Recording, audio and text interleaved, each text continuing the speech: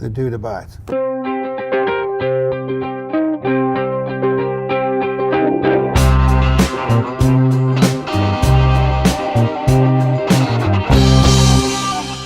we rolling phone sound? Yes. Are we rolling? You're ready to do this? Or You should I can wait cut for- that in. Wait a second. We're rolling? Here's to the bad guys. They only think they're doing right. It's just that they get their comeuppance in a good story. Well, you got a real comeuppance in Hateful Eight. Here's to my cup. Wouldn't you say? Yes. Here's to my cup-uppance in the Hateful Eight. Right. How did your old friends and family back home feel about you or the role you played in Hateful Eight? You know, my mom told me she was bringing the Sunday school group, and I had to tell her at that point what she was going to see. So I kind of let the air out. How did you put it? I said, Mom, I'm tortured by Sam Jackson and I'm naked. And she goes, oh, Lord. I said, yeah, you know, it's acting, Mom. Wow. I think we met at my coffee shop.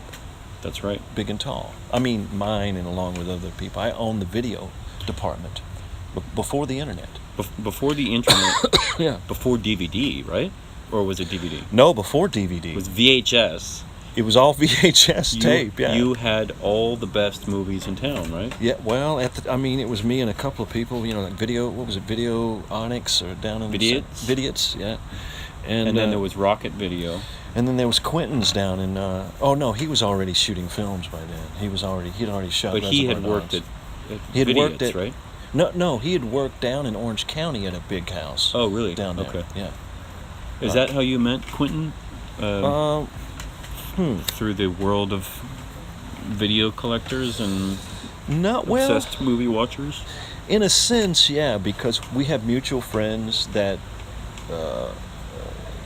we have a mutual friend of Scotty Spiegel, whom I think you've met. No? Maybe. Anyway, Scotty did a horror film that I was in called Intruder, which was Lawrence Bender's first film that he produced. Okay. So I met Quentin back then because Lawrence produced this movie, and he's friends with Scott Spiegel. And looping it all back is Scott has an apartment that is like a video store. Uh-huh. So we all used to congregate there and To watch movies and have barbecues, and that's at a barbecue was when Lawrence met Quentin there. Uh-huh. And that's when they got together and made Reservoir Dogs, and the rest is history, folks.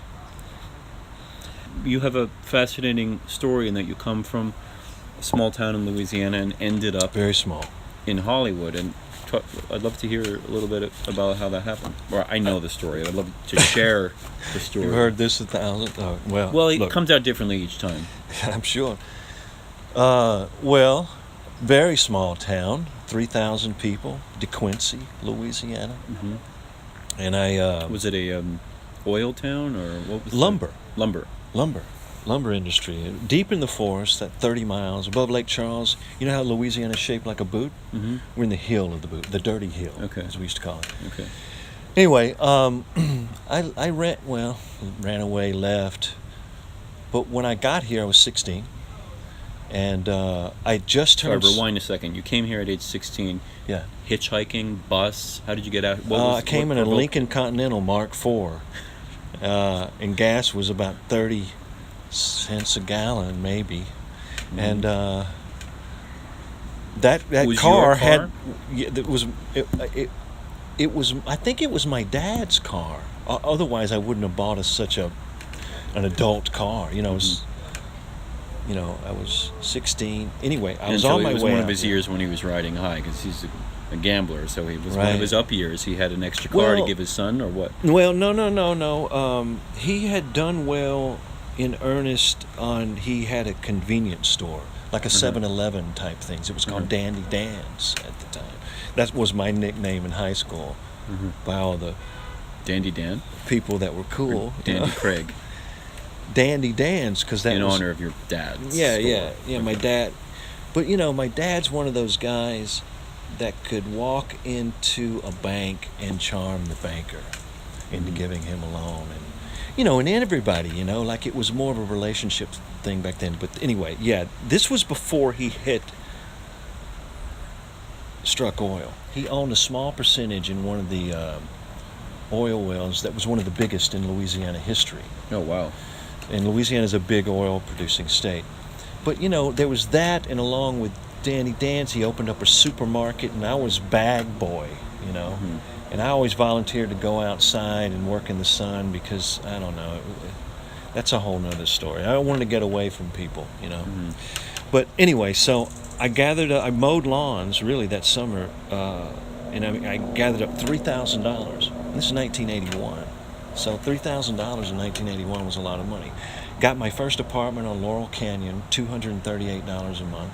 I'm sorry, I'm going to have to stop for a second. Something got a kid from Louisiana driving his dad's car out to Los Angeles, which must have seemed like some crazy, netherworld. What got you into a car and to driving out here? Did you have a lead? Did somebody say, hey, you should be an actor? Did you even want to be an actor? What drove the kid from DeQuincy, Louisiana here? Well, I wanted to be an actor. Okay. So you knew that before? Yeah, I knew it, but I thought, how is it? Going to Los Angeles was like going to Mars. This is pre-internet. Oh, I can imagine. It must have seemed insane. And I didn't know anyone out here. Yeah. So it was. So you just drove. You got here, and here I am. Yeah. My first night was on Sunset in a motel that I don't think it's up anymore. They may have torn it down. But so I was here, and actually that car plays into my job. The first job I got was I was a guard for Marlon Brando with that car as a gate. It was a blocking. Somebody had escaped from an insane asylum and crashed Marlon's gate, and I had just gotten a job with Bel Air Patrol, and Marlon had the oldest guard up there from what I remember, and he called down saying, I want the youngest guard, And that was youngest, meaning toughest. Like, what was he want? Why did he want the youngest? I think since he had the oldest, right? I think that's so what he was sort of jumping down to, or maybe that's how they interpreted it. And, Marlon was very intimidating, just by talking to him. This is like hitting the jackpot. A kid from Louisiana is just working as a security guard in L.A. wants to be an actor, and Marlon Brando says, send some random kid up, and they what happened? They come to you and say, yeah, Greg, we want you to go up to Marlon Brando's house and block his gate with your car. No. Well, back in those days, pre-911, right? They didn't let me know anything. Mm-hmm. I just drove my car up there. You didn't know it was Marlon? I didn't know who I was guarding or what I was supposed to be doing, other than, like, back then we had a walkie-talkie. High tech. And we would call. I forget what the order was. It was called visualize and respond, or it was something better than that. But Marlon and I had a laugh over that. Anyway, so he came. I got there. He came walking down the driveway, and I thought, excuse my French, that looks a lot like Marlon Brando. This guy. He's getting closer and closer, and I'm thinking, this is Marlon Brando, And I remember my knees. How they can knock? Yeah. My kneecaps were going up and down uncontrollably. And you're sitting in the car? No, I'm standing up by this point because he's walking towards me down the driveway. And he gets there and he goes, there's a guy that, he's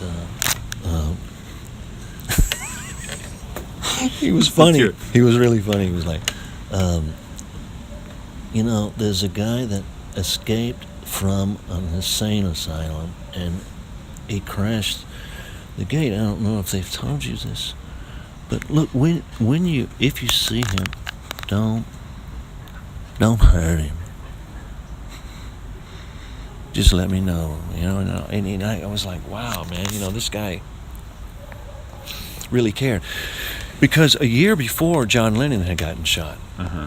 So people were edgy. Yeah, and there was literally, I mean, I think that was back in the day when they had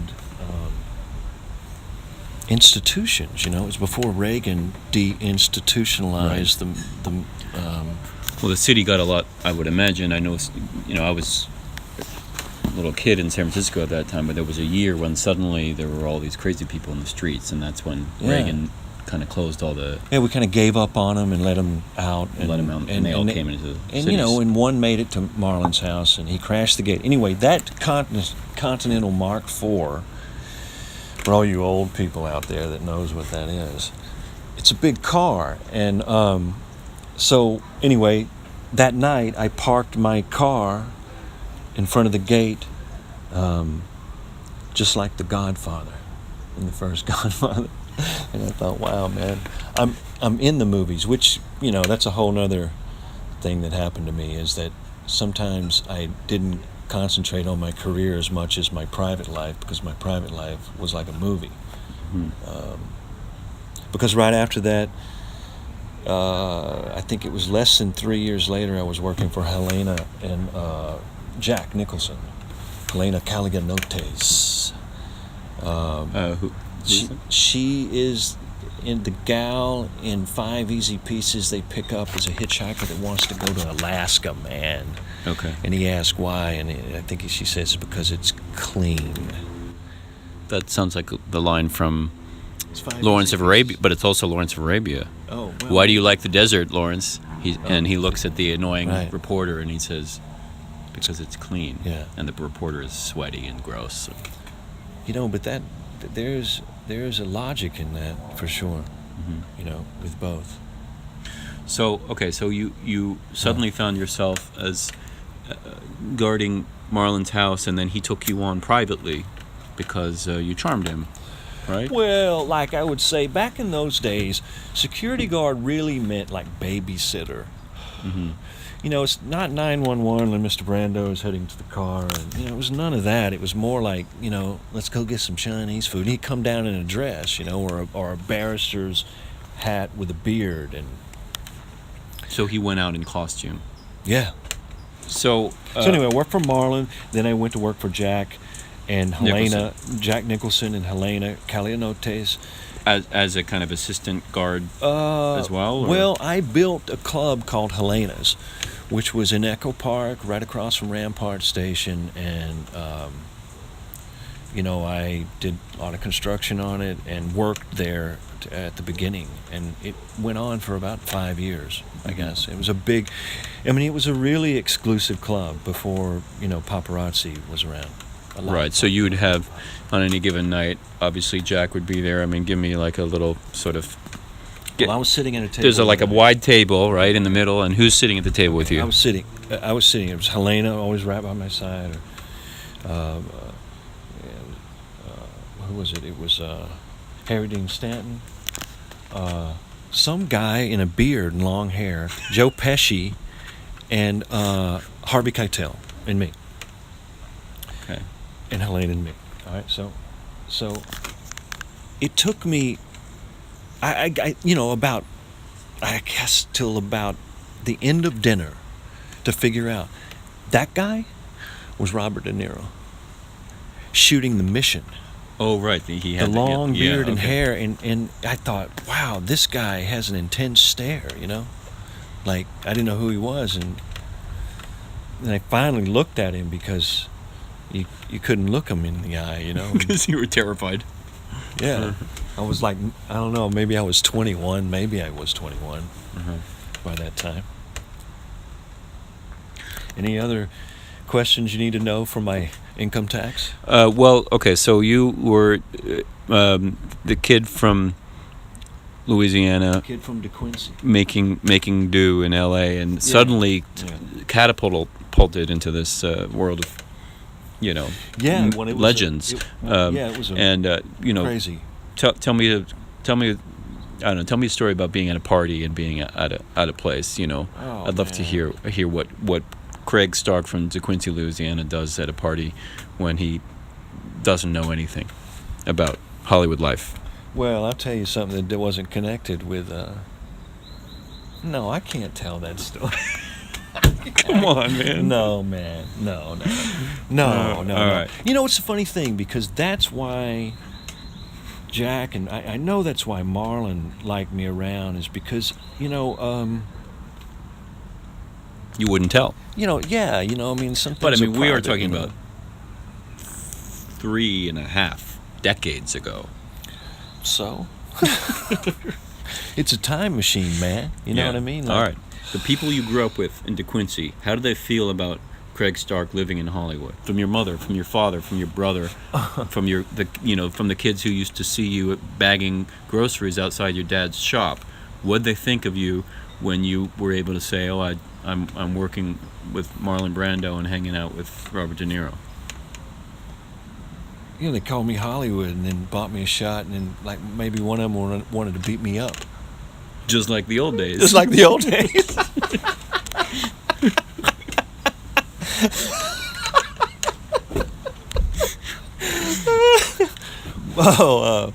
But you know, wait, I was on a soap, and I was on this soap for I don't know, like 6 weeks, and and in my hometown had a parade for me, you know. I mean, not for me, but I was in the parade. I shouldn't say that. It was a Christmas parade, and I was in the parade. And I was doing that. That's a parade way, by the way. Right. So I And told Marlon. all the moms recognize you from the soap opera. Oh yeah, soaps were huge back then, man. I mean, soaps were king. But Marlon, you know, I told Marlon. I said, Marlon, man, you know, I think I'm selling out. Doing this soap opera, and he looked at me straight in the eye and he goes, "Kid, yeah, you can't sell out if you haven't sold anything."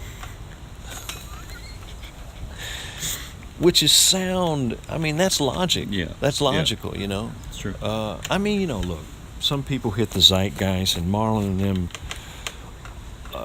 are. You know, they're geniuses in the fact that they do a lot of homework and it's not homework. You know what I mean?